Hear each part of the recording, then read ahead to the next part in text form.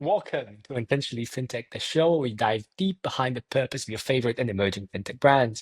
I'm your host today, Michael Phillips, the CEO and founder of a purpose-driven branding agency called Behold. After 7 years in the creative industry, after an unfortunate wake-up call in late January, I've been on a mission to find my why until I actually found it. To inspire founders like my guests on this podcast, my clients, and also some of you watching to do what inspires you most. On this show, we're going to be delving behind the mission and purpose of emerging in your favorite fintech brands, the values that drive the day-to-day work, and just how exactly clarity of purpose helps them navigate this otherwise cluttered environment. So let us dive in. My guest for today is Sheldon from Origin Fintech. He is the man behind so many fintech products. He offers white labeling, but I honestly think that he would do himself a greater justice in introducing himself. So, Sheldon, welcome to the show. Well, Michael, thank you very much. Thanks for having me here. As an introduction for myself, yes, Sheldon Redman, COO and shareholder of Origin Fintech. My background is very much in financial services, starting from a corporate environment.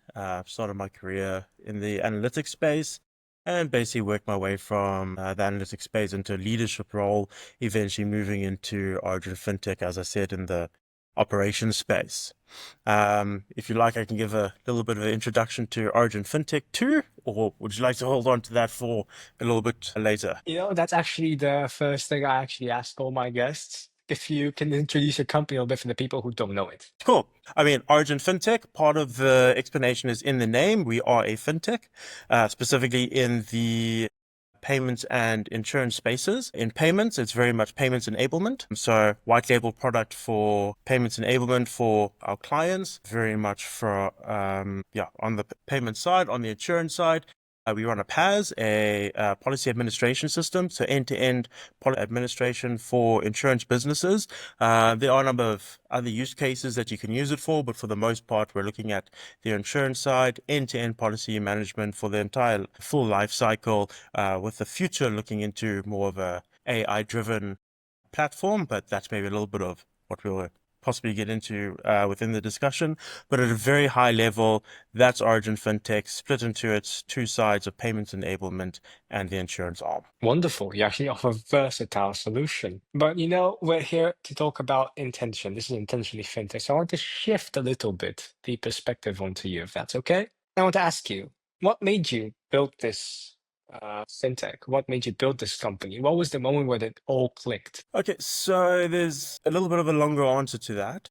In terms of the business itself, it already existed on paper for a long time before I joined it, but it started out under a different brand, purely as, let's call it, a specialized software development business. The whole point of me joining, which was now just over 3 years ago, was to create a specific aim within it. So rather than just doing general software development, and some of my business partners came in, turned the business around, and turned it into what today is known as Origin Fintech. So it was basically born out of another business, but now we have grown it into Origin Fintech with a specific aim.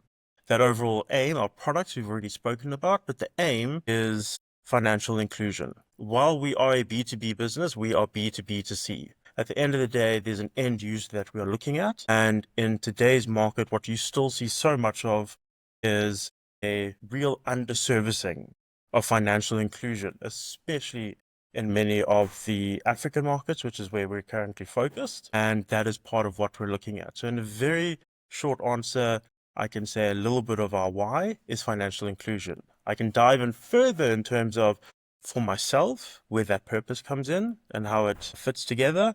But for now, just to keep it to Origin Fintech as a whole, very much on the financial inclusion side of things. I understand. But our viewers are also interested in the person behind the brand. So if you could connect a little bit your personal why, how does that resonate with the financial inclusion when we talk about Origin Fintech? Okay, sure thing. That is very easy to connect. And the short answer is people. At the end of the day, that's why I say we're B2B, which is business to business. But at the end of the day, we've got that B2C part of it. At the end of the day, my personal interest is in people and in the growth of people. Now, when it comes to financial inclusion, for those who either don't have access to it, which generally is going to be in your less your underprivileged markets, that there is just such a difference that you can make there. People who either are just not able to run their day-to-day lives, who are unable to be employed, who are unable to either receive their payments, or they are employed, they receive those payments, but they cannot service their family because they're not with them, they're not enabled. All of those are reasons why I see it as a part of uplifting of people. So there's that part in terms of the business and how it connects personally for myself directly to the assistance of people. On the flip side of that, another part to it is completely within the business. What I said there where I related it to was to people, and there's two passions that I have, which is the one I've already named, which is people, and the other one is ops. Within that operations part, to me, it's all about solving problems. If there's anything I enjoy waking up and doing, it's working with people, good people who want to grow themselves, work hard, produce something, and for the most part, better themselves. That is a part that I absolutely love doing. And when you operate a fintech, you get to work with amazing people and you get to help them build and grow their careers. And that is something that I absolutely love. That's that purpose. The other part on the ops side is then being able to solve problems. I love just having a range of issues, range of problems, being able to work on those and solve them. And generally, you're solving those problems, once again, for people, for your clients. So it's all very Wonderful. much people orientated, if that makes sense. It does make a lot of sense. Now that you explain it, it's also very clear for everyone, also me and also the people watching at home. Let me ask you this. You guys were on paper for a long time before you joined, you said. But when you joined, was there a feeling that what you were doing started from this why, from this mission? Or was there more a gap in the market which you explored and then the why just happened to come up? Which one was more I would say it was permanent? definitely more of the latter because the business existed already on paper. It existed for, I'm just going to say, its own original purpose. And for myself, I've always said that I wanted to leave corporate and be able to start something with all the purpose that I've just defined being behind it. And with that, that's part of what I brought to the business by joining it and how we started to redefine things rather than being a business that's simply just there for profit. We were actually saying, let's bring together a group of people, which in my mind is part of what a business is, a group of people with a vision and something that they want to deploy and create. And that's what we did. We brought together a group of people to say, do we share the same vision of where we want to go, what we want to do, the values that we hold, and how we want to get there? So definitely very much we had an idea, or we have an idea of what we want to do and where we want to go. And the vision and part of the purpose behind it is what drove some of that. Understand. It's actually quite nice. Okay. How does this why that we've talked about so much about reflect in your day-to-day operations? Because you said there's also that side, but what do I mean by that? How does it reflect in the way you wake up to go to work? How does it reflect in the way you communicate with other stakeholders, including also employees? How does it reflect? There's definitely many ways in which it reflects, which is why it's almost a little bit difficult to answer because there's quite a number of answers that I can give. So how does it reflect? I mean, at first it just comes up in terms of how you show up. If you're passionate and care about what you're doing and why you're doing it, that completely brings the energy as to what you're doing and why you're doing it. Secondly, for myself, where that passion is about people and wanting to help and assist people, and that's wanting to help and assist people who want to help themselves, then it definitely shows up in terms of bringing that energy to wanting to work with those people. It comes through in the energy, how you show up, putting in that extra bit of effort, which obviously, I mean, we all know starting a business and running a business, hey, you're not looking at your normal 9 to 5. So when you're looking for that extra bit of energy, how does it show up? That's what's something that's going to keep you going and keep driving you. And it's going to come through in terms of your team culture. I mean, now I'm jumping into a bit of a detail, but talking about we really run with the concept of self-organizing teams. I'm not looking for a top-down directorship type of culture. We are very much looking at enabling individuals who are empowered to think for themselves, to bring their best to the business and basically to work in that self-organizing fashion. And you have to bring this people-orientated side and have trust in your people and believe that what you've hired them for is what they're going to do in order to be able to have that self-organization and have that drive that you're looking for. Wonderful. Okay. May I introduce a little framework to you, if I could? Yeah, please. No, I would love Okay. it. I'm from ops, always love a good framework. Okay, perfect. So let me know if you can see this clearly. I mean, probably not so much, but let's focus on this side here. So if I get this close to the camera, you can see that we have in the center the why, in the middle the how, and Yes. finally at the edge the what. This is what we call the golden circle, and it's introduced by Simon Sinek. He is a very good business coach. And what it means is that we, first of all, when we communicate, we need to state our why very clearly. And then we talk about how are we different or how do we do what we do? And finally, we move to the what, which is what we do. So if we were to take the context of my company, for an example, we exist, the why, we exist to help founders find purpose and lead with it such that they don't have to brush up with burnout or with death to find their purpose and find meaning in life. So it's very simple. We have made our own way of branding, our own methodology, and also through my first-hand experience of having to search for that purpose myself. And finally, what? We just happen to do branding to help people expose their why and to inspire customers, right? And finally, this side of the framework, which is that's why I was asking how the why is being felt throughout the company. Our goal is to create a megaphone, and you can see this from this cone shape on the diagram. At the top, if it's clear enough, it's the founder's why, management's how, and finally employees what. What does this mean? It means that the founder knows why they do stuff, they have the vision. The top management knows how to bring that mission to life. If you know Simon Sinek, this is the hows to his why. And finally, employees work on the what itself, on the product. If the founder communicates the why clearly to the management, who communicate the why clearly to the employees, and here there's a continuation, which I ran out of paper to draw. It's the market. We build a megaphone where the why is communicated very clearly. And when a why, the reason we are in business, is communicated clearly, that's when we get authenticity.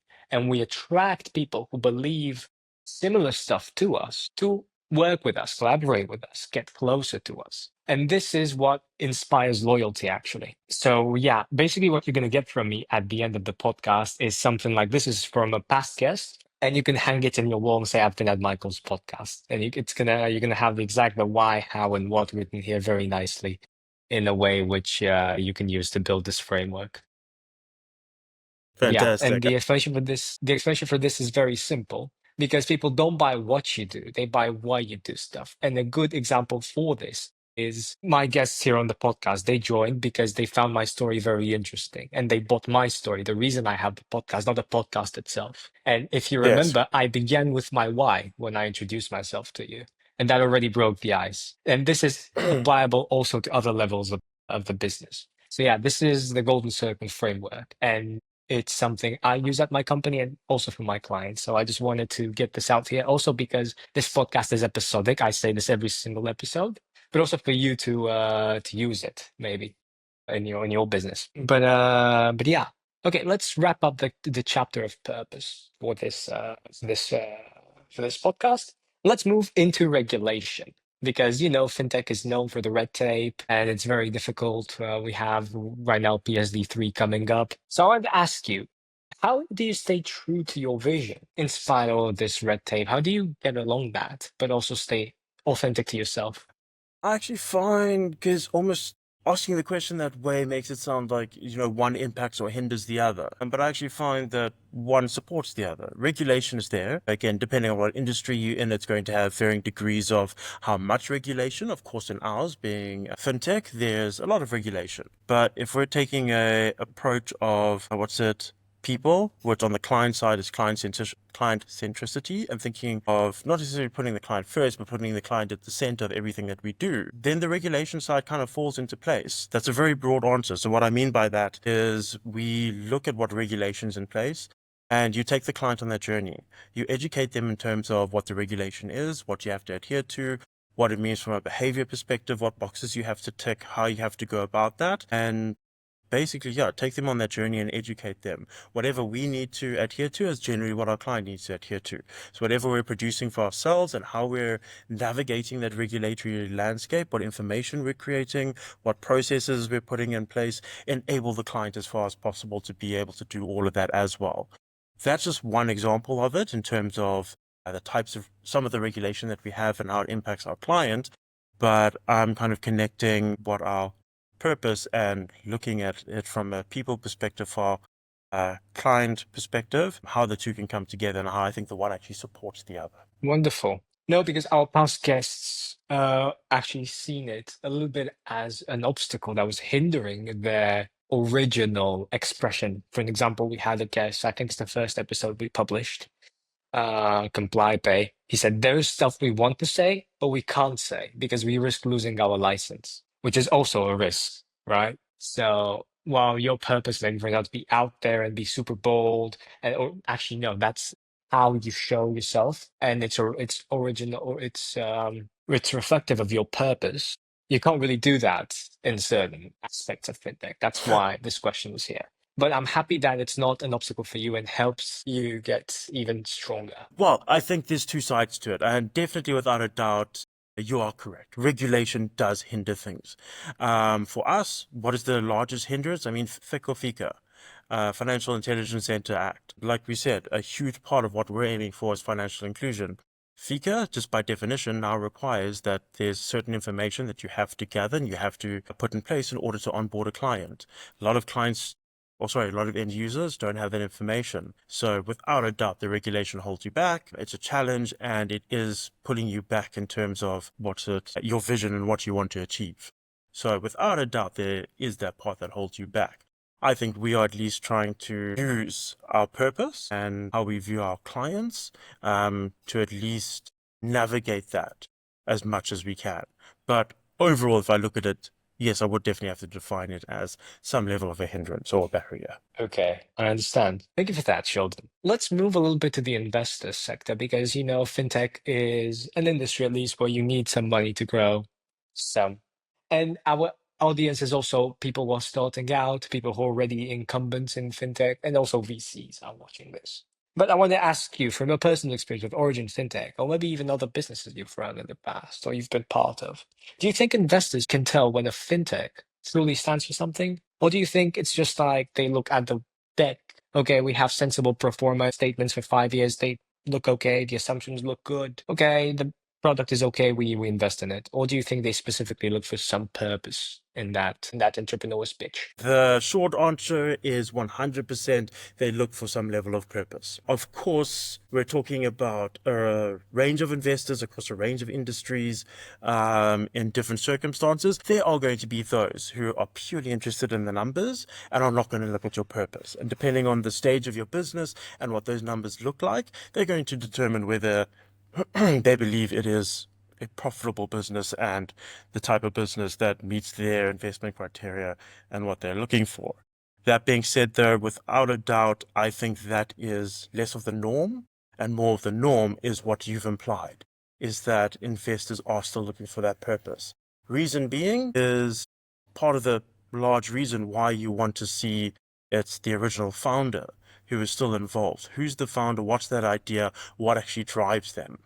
Because that is the part that's going to put in that, I'm going to say, little bit of extra, which is actually a lot, but that little bit of extra that is needed to properly drive the business to what it needs to be. Again, we all know it takes a lot to actually run a startup, run that fintech and make it successful. And to have the right person is have that original founder who's going to have that purpose behind it. If they don't have that, I think there's a little bit of something that's going to be lacking that's possibly going to be a disadvantage for that business overall. Thank you for that. Let me tell you a story from my experience. Not my experience, but I have friends who work in the VC, and that's sort of something I used to help out also my clients here at Behost, the agency. So a founder came to one of my friends, a VC, venture capitalist, and he had this fintech idea of if there's those cards you can use to pay crypto at for example, your grocery store. You could just use the card and pay crypto, right? The idea was okay. I don't remember how much he asked for, but what he did say, he had a sensible deck. The product was okay. The pro forma statements looked good. The assumptions were within normal parameters. They were like believable. But my friend withdrew his investment. He withdrew from the pitch. Do you know why? I'm assuming it's got something to do with the founder. Yes, because he had, by all means, he had the why slide. He said why he's doing this. But when you look at a person talking about purpose, you look at the body language also. And if that body language doesn't inspire, I believe what I'm saying, then definitely there's no way you can trust that guy. And this is kind of what happened here. 100%. Is what happened. And he withdrew because he could feel that this guy was just not believing his why. He's not believing his purpose. So this is actually quite the reality, and I'm happy that you're confirming it also because this also gives advice for the viewers how should they walk around this type of situation. Okay, 100%, if you don't mind, just for 1 second. I mean, there are so many definitely. examples of within the business where you can apply that. We've just applied it now to the founder. But from a leadership perspective, at every single level in your business, you're going to see that difference. If your founder shows up and plays an executive role in the business, you're going to see that on a day-to-day basis. If your head of sales shows up and is truly inspired by what you're doing, the product that you're selling, and that's going to come through in their drive and their desire to market and sell that product. So again, we could start then laboring that point across every single department, but I just think it's worth iterating that without a doubt, you see it, it shows up, and it makes a difference. Definitely, I agree with you. And it brings back to this megaphone that we were talking about. If you speak your why clear and everybody understands and believes in it, you're literally unstoppable. And on that note, I would like to recommend you, Sheldon, and also the viewers to go check the episode with Husk, where we unpack this at an even deeper level. You can find it or wherever you're watching podcasts. All right, let me ask Fantastic. you another question, Sheldon. Let me rewind you back to the early days, back a year ago when you first joined Origin Fintech, where I assume resources were tight because when you begin something, even if it's a reiteration of a business, stuff was going to be tight. How did your purpose help you stay focused and invest attention and resources in the right places? That's a fantastic question because the fact that I came into the business not from the start, but at a point where it already existed. So it already had a certain culture, certain headcount. How did I come in and look at this and how did the purpose keep me going? Well, I just reminded myself that, again, it's all about the people. My definition of a business is a bunch of people with a purpose. So going into the business with that, looking and saying to myself, well, what is actually wrong within the business in terms of what we want to achieve? Is everyone on the same page? Have we taken this purpose and does everyone understand it? Are we all basically on the ship going in the same direction? It's bringing together all of those things.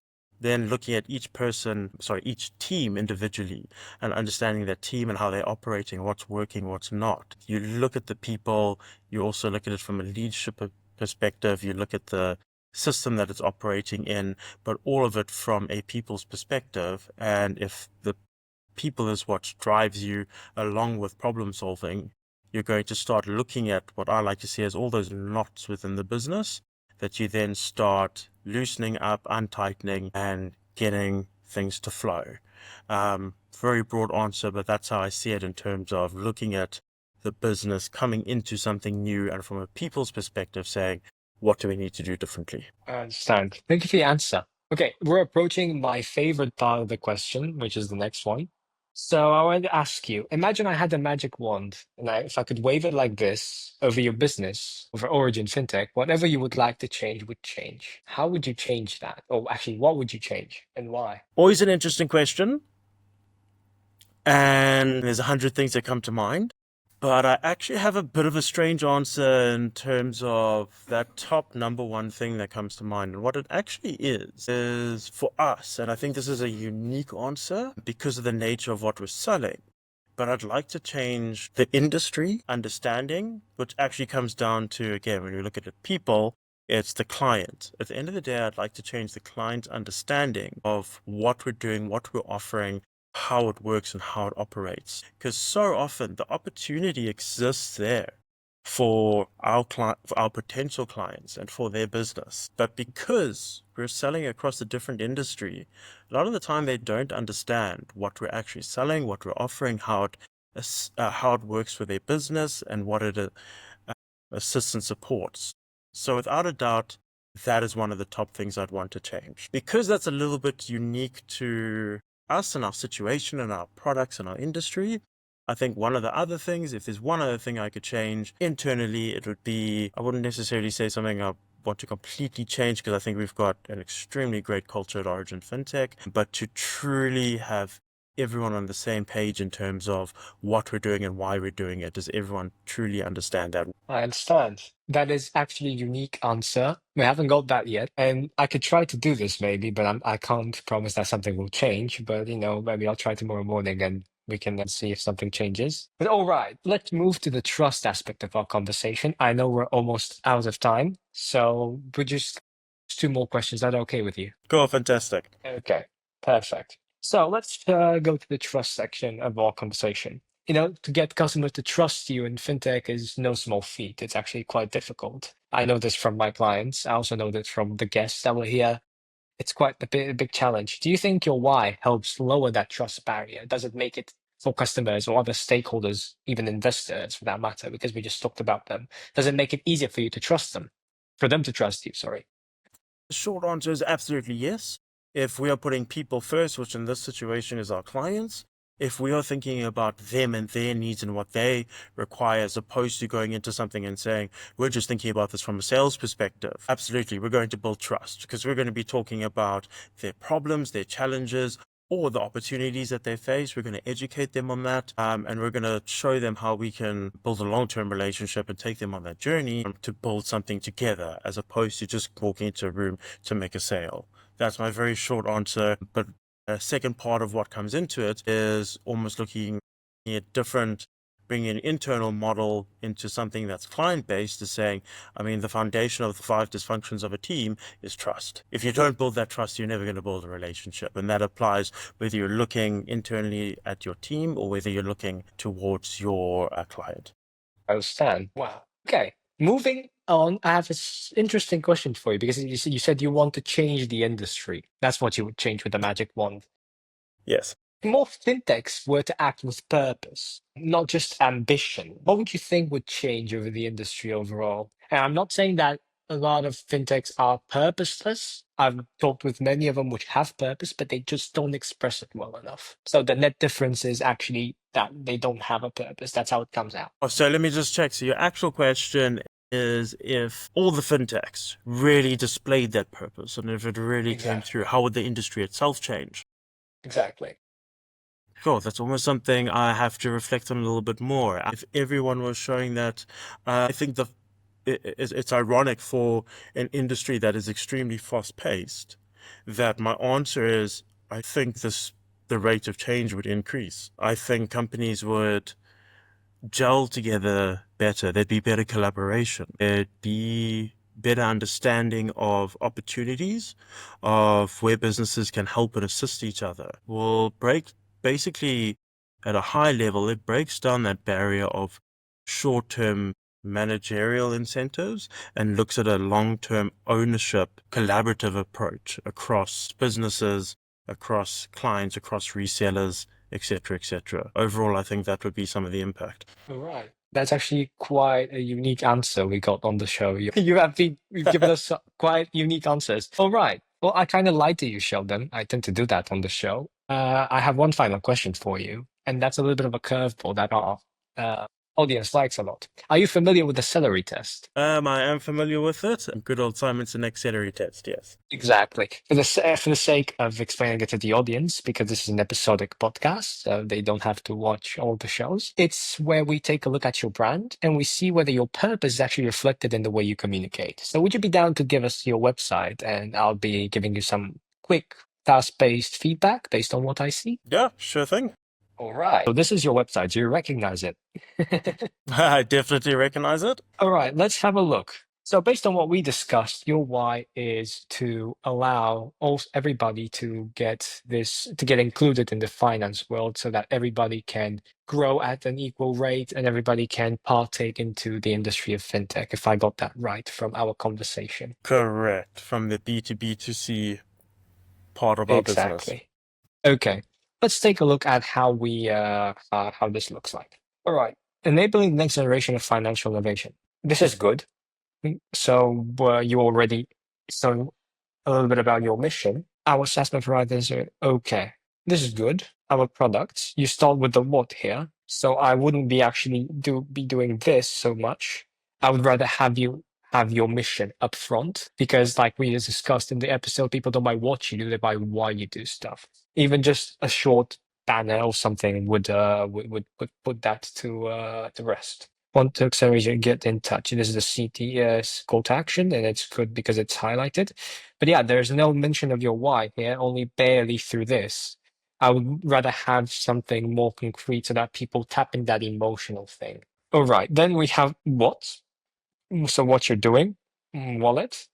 These are just what I'm going to look at how it looks like. I like the font. It's definitely a unique color. You're not a blue, you're not green, you're blue green, and it's okay. I like Hmm. this, and the font is nice.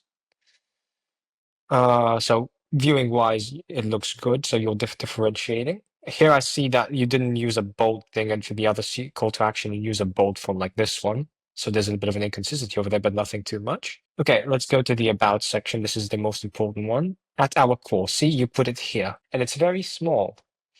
Uh, and I have to go all the way here to find it. So this is something I told a lot of the guests here. Put your about section, put your mission out there, put your why out there, because that's why people buy from you. They don't buy because of the offering that you do, and that's simply because if you only differentiate yourself through the mission. The what are there just like a witness to your why? Because if we buy for the what, the second there's a better offering, and there's no differentiation, if you know what I mean. The idea is to inspire the customer. So what I would do, I would put this a little bit more obvious, right? So that people can understand why you exist and who is Origin Fintech.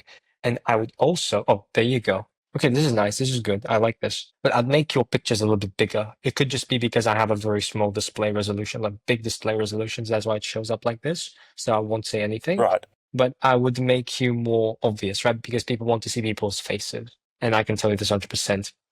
Our methodology. This is your how. This is very nice. So what we do is we have this how, we have this why. I'll put these why, how, what. This is the order I would like to be in. But other than that, let's go to the contact. We have the contact form over here. And this looks okay, but yeah. All right, are you ready for my verdict on the celery test? Yeah, please, let's hear it. Perfect. Okay. So based on what I've seen, you're very differentiating when it comes to the brand itself, the colors you choose, the font, so on and so forth. But your why is not really evident. I would put it more on the emphasis. So for this, well, I would give a passing grade of 7 genuinely. I'd position you as a 5.5, maybe 6, because you already Okay. differentiate and you mentioned them. So that's good. But there's a little bit of improvements that you can do. And that is to move the why so it's more obvious and put it so that people see it. But other than that, that's pretty good actually. No, thank you. It definitely seems like it could have been a lot worse. So very glad to hear that. And it's something I'll take as a win for now.